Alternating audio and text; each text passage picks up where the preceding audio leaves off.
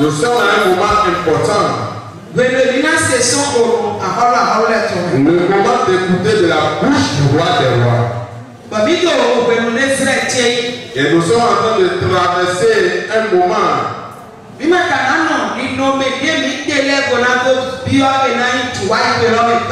Mais nous n'allons pas maintenir nos positions actuelles pour traverser ce moment. Notre vie doit changer.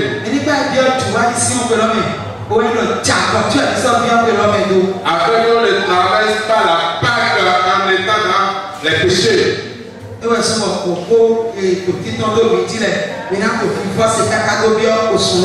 C'est pourquoi les thèmes ont se développer, nous allons les répéter jusqu'à entrer dans le 4e mois et passer la Pâque.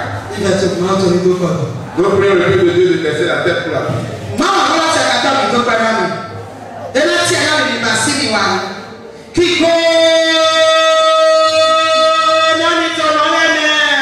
Alléluia.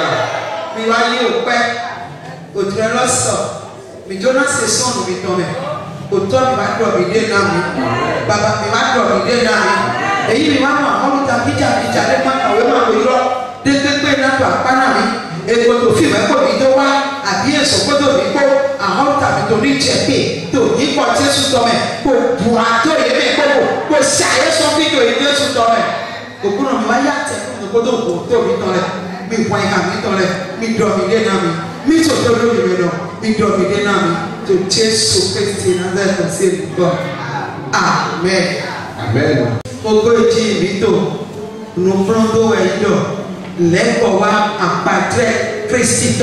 Nous prenons notre thème sur lequel on était en train de parler est revient à l'image de Christ. Revient à l'image de Jésus-Christ.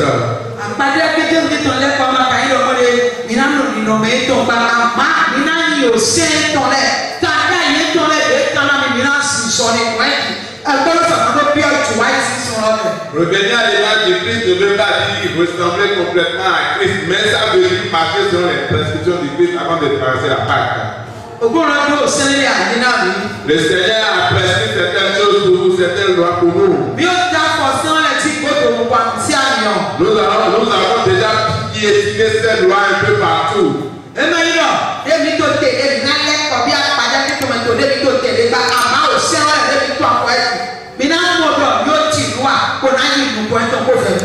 Ce n'est pas devenir Christ complètement, mais c'est de marcher selon les prescriptions du Christ. Et nous avons dit dans Jérémie,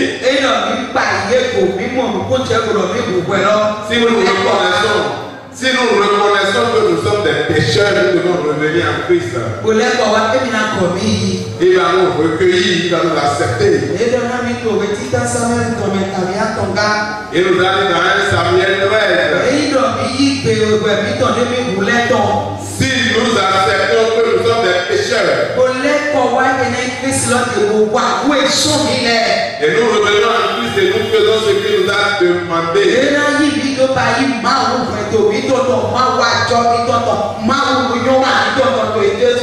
il va nous transformer en Seigneur pour notre famille, ce que nous faisons comme activité.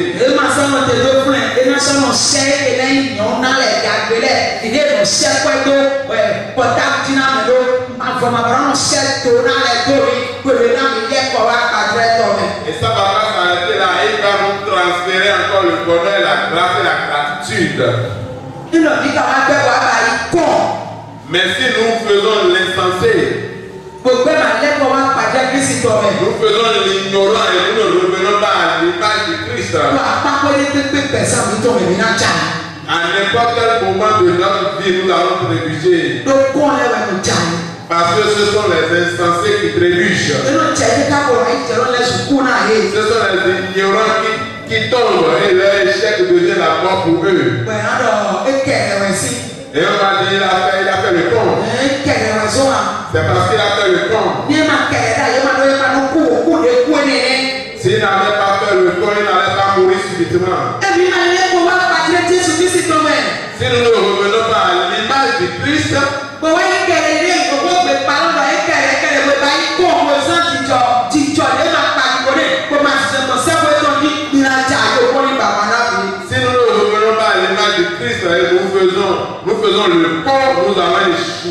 que Dieu nous en épargne. Amen.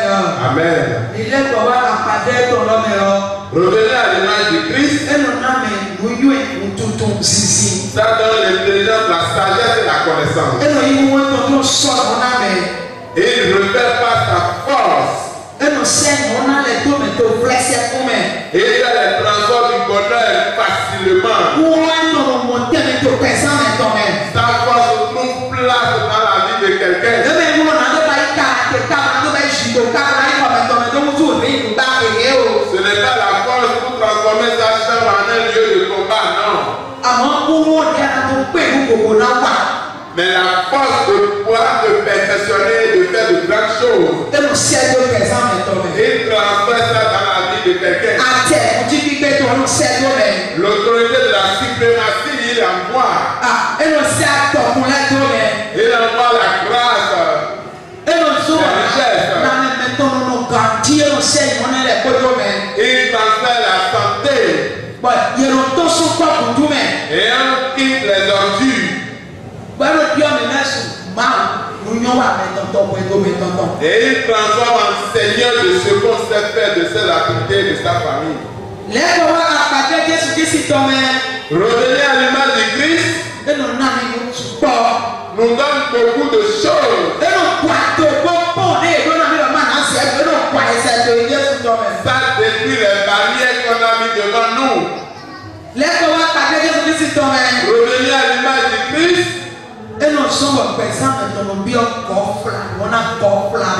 Ça amène à rentrer dans une grâce incommensurable.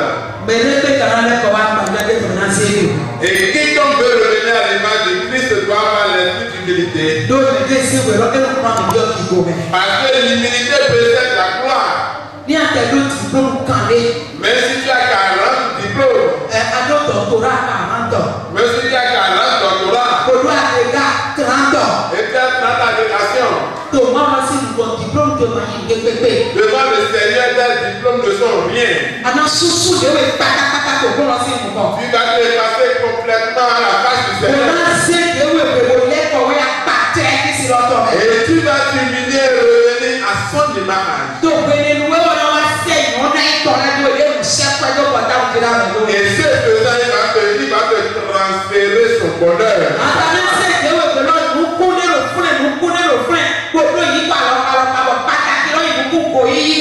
Mais si tu vas t'humilier, il y a une graine là qui est la graine de l'orgueil. Tu dois te déraciner. Tu dois le déraciner de ta vie.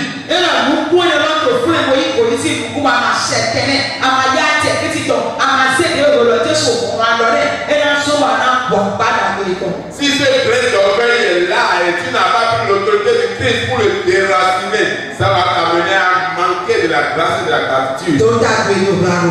Personne n'a tête, n'est-ce pas? Dis Seigneur, quelle est cette graine qui est en moi? Quel grain d'orgueil peut m'amener à manquer du bonheur?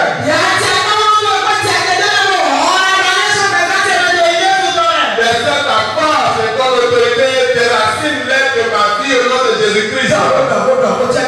Pas de lui municipal. Quel grain est en moi? Est-ce que c'est le grain d'orgueil? Quel est ce grain qui va m'amener à manquer? Déracine-les de ma vie. Je vais m'humilier totalement. Manquer du bonheur de cette année. Prends ta force et ton autorité, déracine-les de ma vie. Déracine-les de la vie de mes enfants, de mon mari, ma femme. Cette graine ne va pas me bloquer. Parce que je dois revenir à ton image.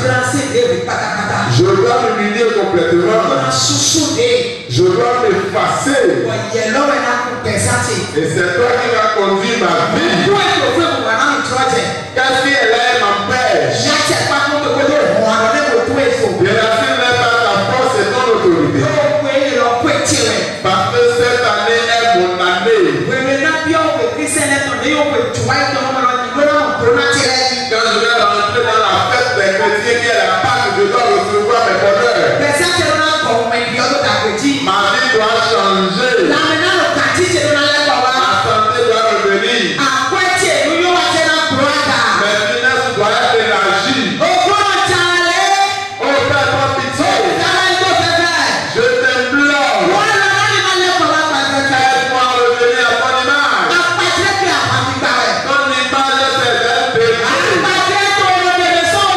Ton image enlève de la pauvreté. Quand on revient à ton image, on quitte l'échec. Quand on revient à ton image, la sorcellerie n'arrive pas à atteindre.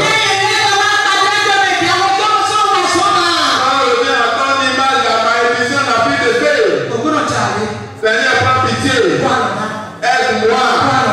Aide-moi à revenir à ton image. Ton image de la victoire. Quand on revient à ton image, on est délivré. Seigneur, aide-moi. Aide-moi. Aide-moi. Prends pitié, Père. Je sais que quand on revient à ton image, on domine sur le monde. Mais le monde m'empêche à revenir à ton image. Et moi, c'est un mauvais Dieu pour m'empêcher de venir à ton image. Seigneur, aide-moi à revenir à ton image. À devenir vainqueur. Après d'entrer dans ce mois de sacrifice. Au nom de Jésus-Christ, Esprit Saint éternel, aide-moi.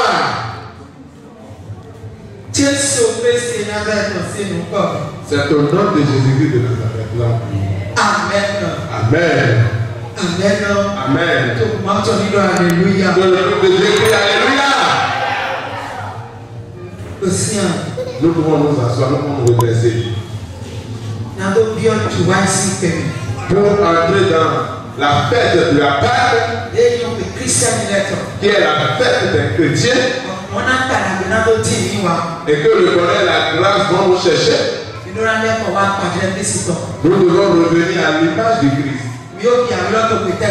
On avait lu le passage la fois passée. On va relire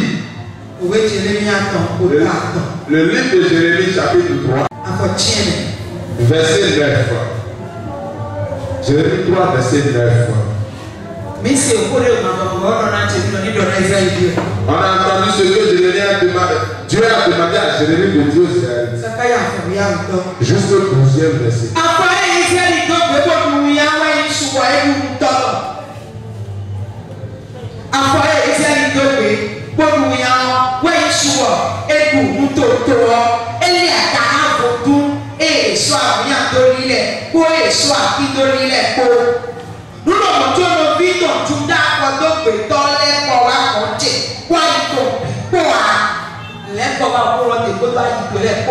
Reviens à l'image de Christ, reviens au Seigneur avec toutes tes pensées. Il a demandé à Jérémie. C'est la vérité d'Israël qui est interdite pour le peuple.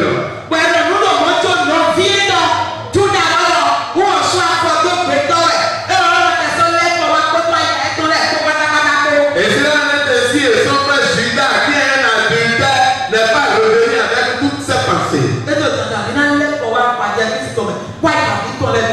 Il est important de revenir à l'image du Christ avec toutes nos pensées.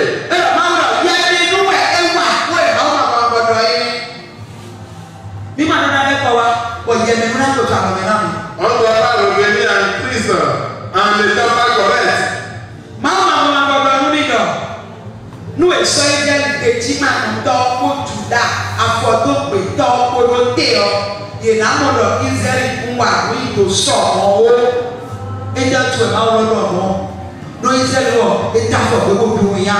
Israël a commis l'adultère et a eu la honte.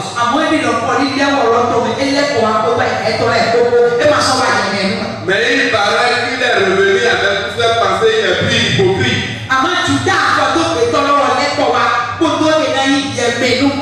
Mais Judas, l'adultère aussi, est revenu avec cette hypocrisie.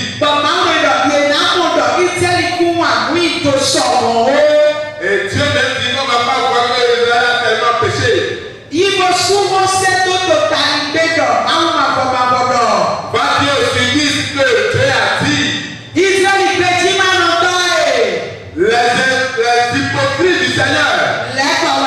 Revenez. Je ne veux pas te regarder d'un mauvais œil. Je suis un miséricordieux. Je ne veux pas m'énerver jusqu'à l'éternité. Si nous revenons à l'image de Christ, avec tous nos pensées, pas avec l'hypocrisie, on a de revenir avant d'entrer dans le mois de la femme. Mais je suis revenu. Et je serai juste jusqu'à ce que le non, ce n'est pas ainsi.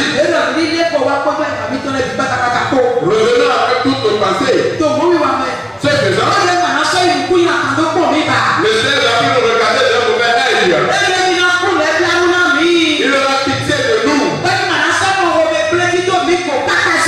Et il a pu se fâcher contre nous pour l'éternité. Il a pu se fâcher. Reviens avec toutes tes pensées. Reviens à l'image de Christ. Avec toute ta pensée. Ce faisant, il va te transformer en un Seigneur de ce que tu sais faire. Le Seigneur de ton foyer. Et ce faisant, tu vas devenir vainqueur. Tu vas rentrer dans le mois avec la victoire.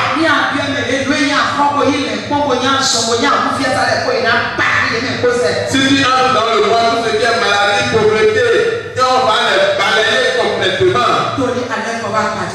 Parce que tu es revenu à l'image de Christ. Et c'est son mauvais œil va plus te regarder. Et sa miséricorde va te rendre visite.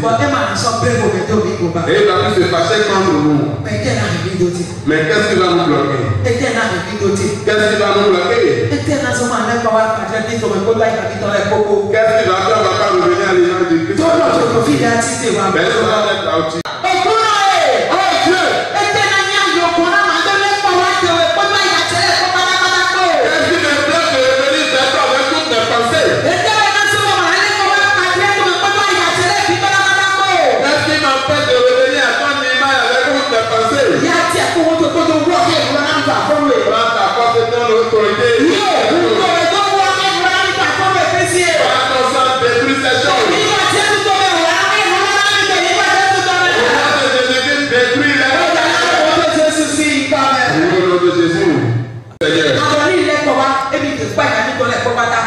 Je reviens vers toi avec tout ma pensée. Je reviens à l'image du Christ avec tout ma pensée. Et je m'humilie complètement devant toi. Je vais rajouter par toi. Tu vas me regarder avec toi. Et tu auras pitié. Qu'est-ce qui m'empêche?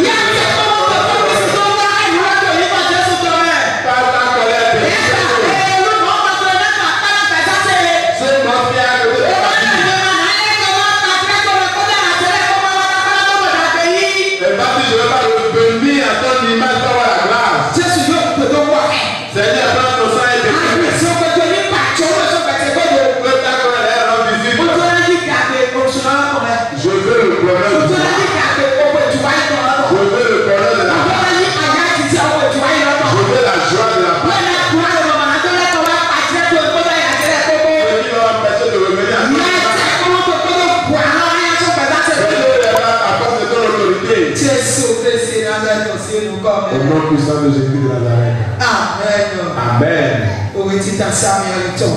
1 Samuel. 1 Samuel 13. Verset 9. Je vous rappelle tout ceci afin qu'on sache comment prier. Pour entrer dans le mois de la Pâque avec la victoire. On a vu ce que Saül a fait là. Il a pris le dos. Je sais faire. Pourquoi je dois l'attendre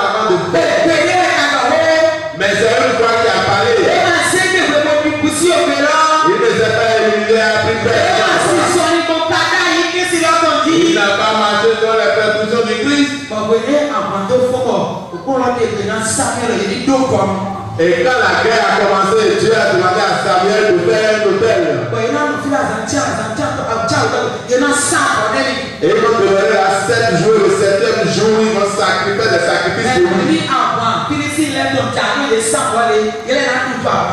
Et quand les Philistins vont s'annoncer, eux, ils vont vaincre les Philistins. Et comme Samuel a compris que Samuel était un peu en retard,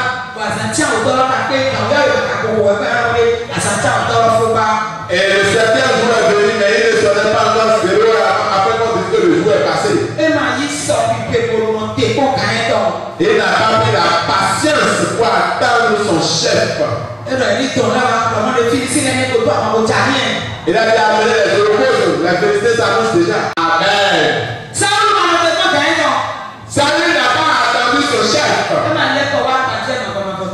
Il n'est pas revenu à l'image du Seigneur. Pour pouvoir devenir vainqueur. Et on va le transformer en Seigneur. 1 Samuel 13. C'est pourquoi je dis c'est les faux qui échouent. Mais quand tu reviens à l'image de Christ avec toute ta pensée, ça va te donner l'intelligence. Ça va te donner la force de la suprématie. Ça a fait le corps. Écoute ce qui est revenu derrière ça, les conséquences. 1 Samuel 13, verset 9 à 14.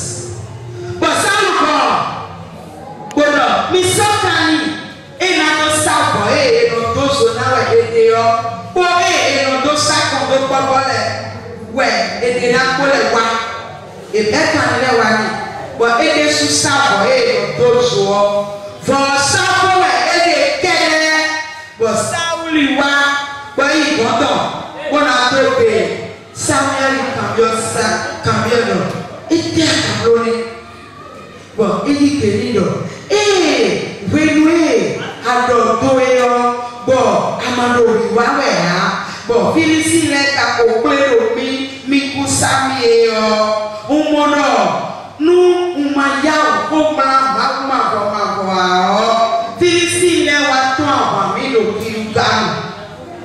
Ene owe songo, ngbo sota ibe, bo sabo to so. Bien sûr, tu as si tu agis comme un con, c'est la malédiction qui suit. Il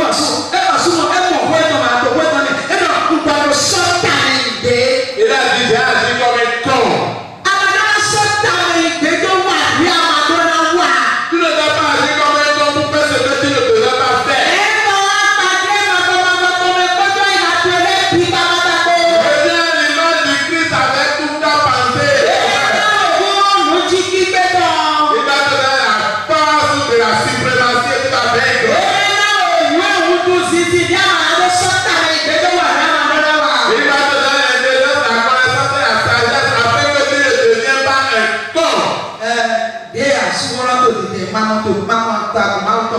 Mais comme je n'arrive pas à trouver un mari dans l'église, et elle m'a dit, d'ici peu maintenant, je vais commencer à faire la forme pour me marier. C'est pourquoi j'ai agi comme un con, j'ai un vieux. Tu vas te faire du mal. Parce que celui que tu as cherché en étant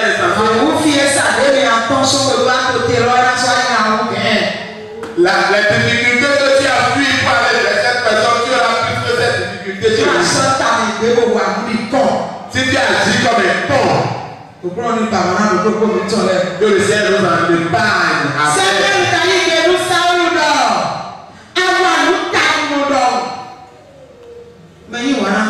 J'ai aimé. Que le ciel nous vienne en aide. Qu'on n'agit pas comme des insensés. Les insensés qui agissent comme un con.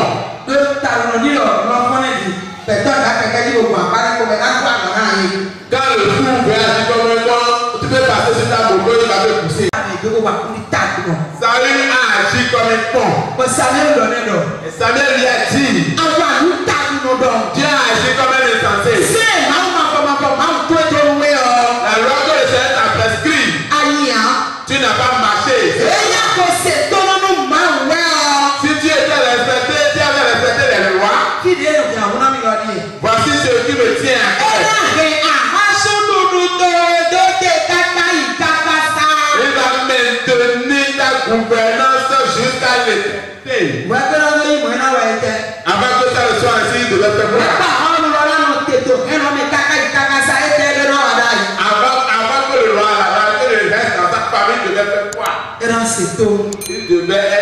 respectueux? Qu'est-ce qui va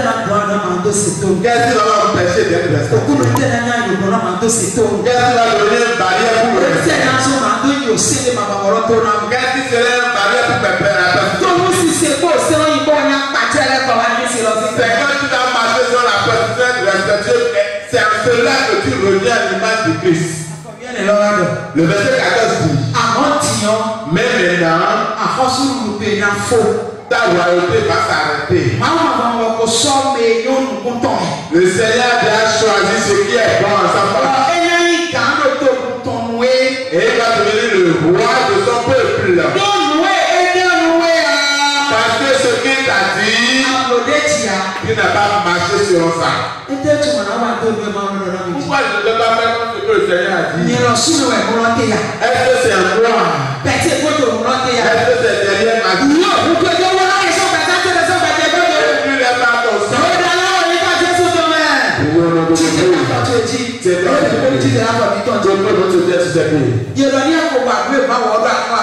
Si tu avais fait comme ce que le Seigneur,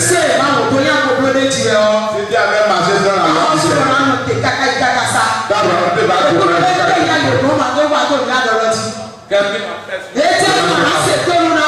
pourquoi je ne sais pas?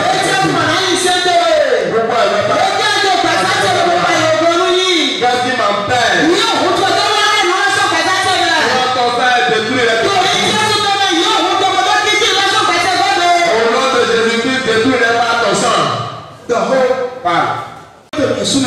Si c'est à moi, prends ton frère et détruis-les. Détruis-les par ton sang. Au nom de Jésus. Si c'est derrière ma vie, et la royauté va quitter ma vie.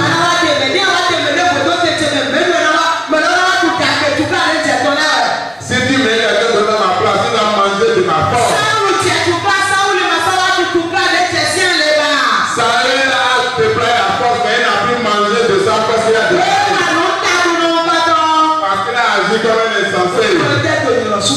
Seigneur, qu'est-ce qu'il y a en moi? Et qui m'empêche de faire selon la loi? Détruis-les par ton feu. Détruis-les par ton feu. Au nom de Jésus,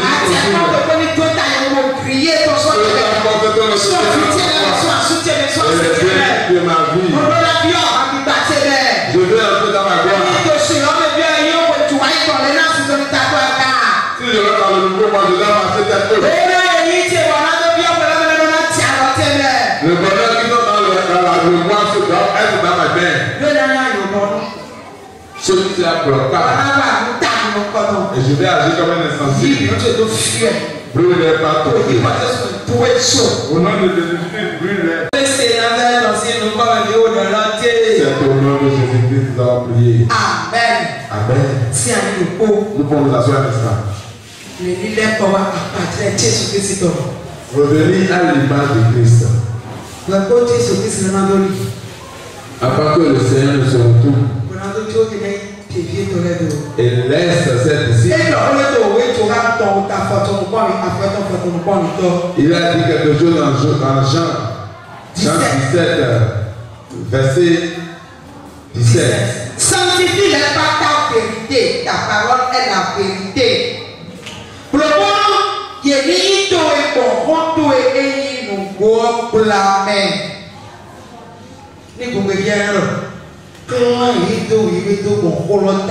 Sanctifie-les par ta parole, par ta vérité.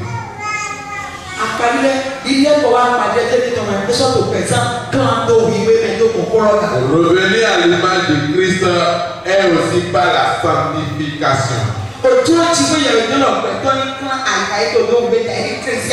La volonté du Seigneur est de sanctifier son cœur, sa pensée en tant que chrétien. Afin de revenir à l'image de Christ. Parce qu'il a dit, je vous donne un nouveau cœur.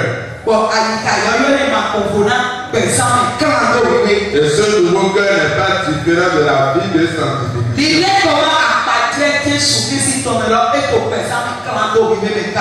Et revenir à l'image de Christ est aussi dans la sanctification.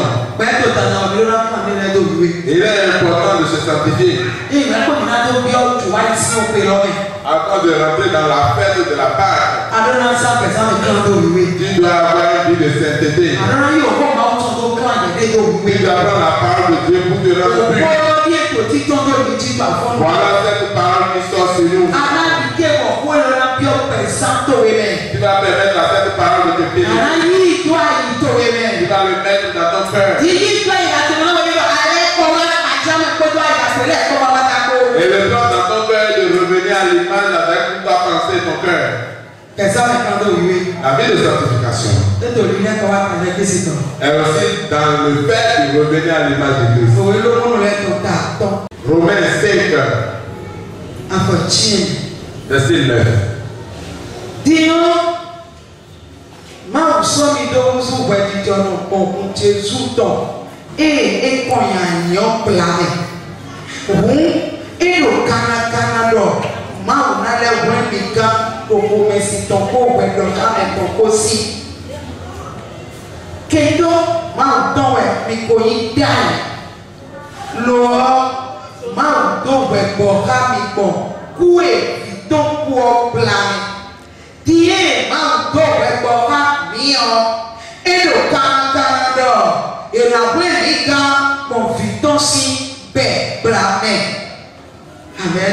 Amen.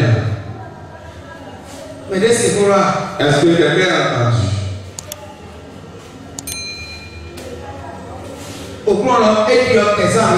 Le Seigneur a transformé nos vies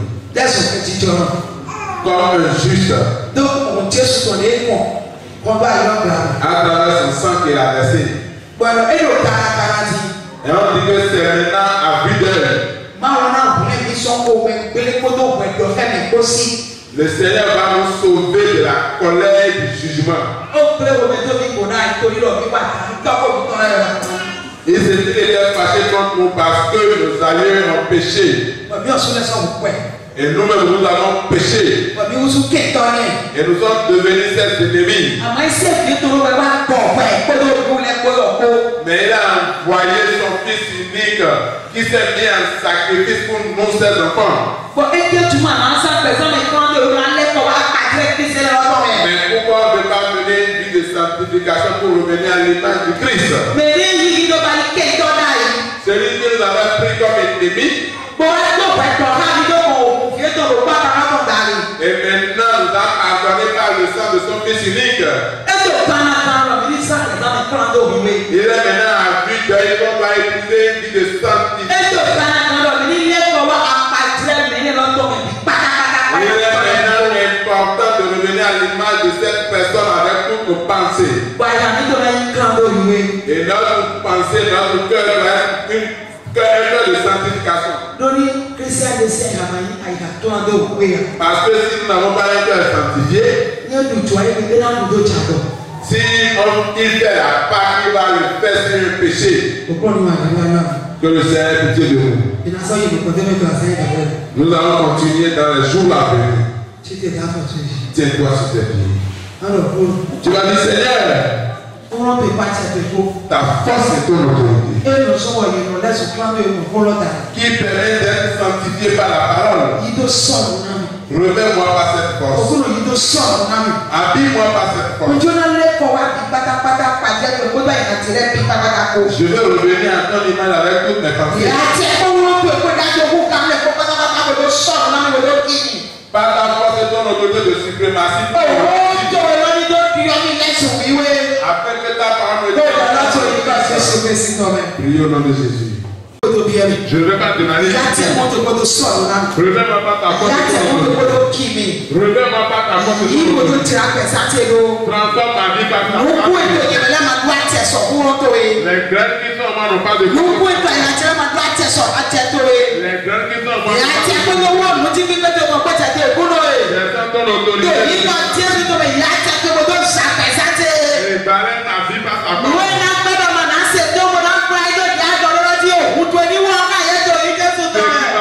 Que je passe dans ta prestation, que que ton sang les détruise.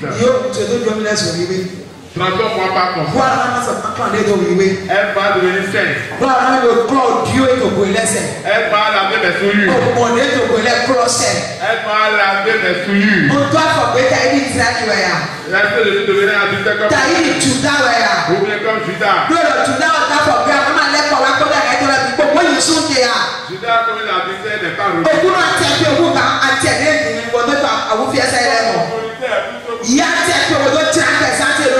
transforme ma vie par ton autorité. Transforme mes enfants.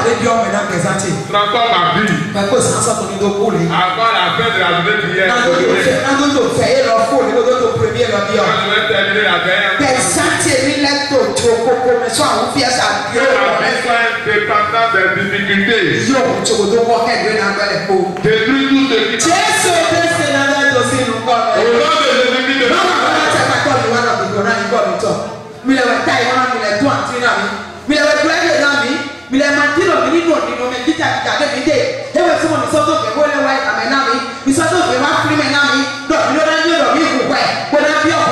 Jésus-Christ